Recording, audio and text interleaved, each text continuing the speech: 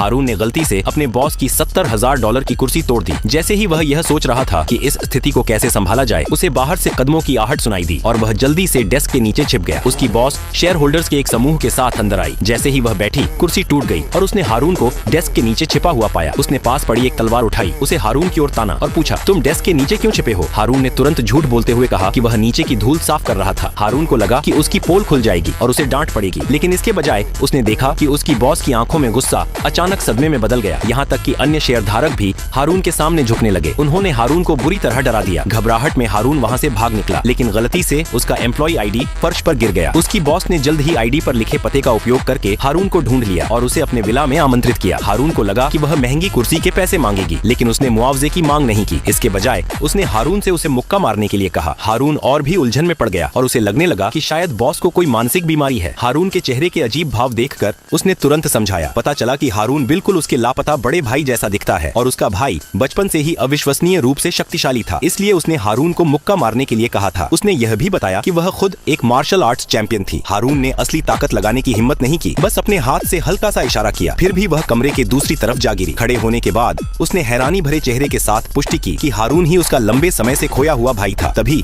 Boss की छोटी बहन जबरदस्ती अंदर घुस आई और अपनी बहन को कंपनी के शेयर सौंपने के लिए मजबूर करने लगी। लेकिन जैसे ही उसने हारून को देखा, उसके चेहरे पर दहशत छा गई, क्योंकि वही वह शख्स थी जिसने सालों पहले अपने भाई को चट्टान से धकेलने की साजिश रची थी। उसने यह मानने से इनकार कर दिया कि हारून उसका मृत भाई है, इसलिए उसने जानबूझकर जिक्र किया कि उसके भाई को हमेशा मार्शल आर्ट्स पसंद था और उसने विशेष रूप से हारून के साथ मुकाबला करने के लिए कई मार्शल आर्ट्स चैंपियनों को बुलाया। हारून वहाँ खुले मैदान में डर के मारे जम गया। काफी देर तक हिलने की हिम्मत नहीं हुई। उसे लगा कि वह एक ढोंगी है और उसने मार्शल आर्ट्स मास्टर्स को उसे गिरफ्तार करने का आदेश दिया। हारून ने निराशा में अपनी आंखें बंद कर लीं और मौत का इंतजार करने लगा, लेकिन अगले ही पल उसे अपने अंदर ऊर्जा का एक शक्तिशाली सैलाब महसूस हुआ। एक भयंकर दहाड़ के साथ चारों मार्शल आर्ट्स मास्टर्स तुरंत जमीन पर गिर पड़े और पैरालाइज्ड हो गए। आगे की स्टोरी जानने के लिए वीडियो को लाइक करके चैनल को सब्सक्राइब करो और पार्ट 2 कमेंट करना न भूलो।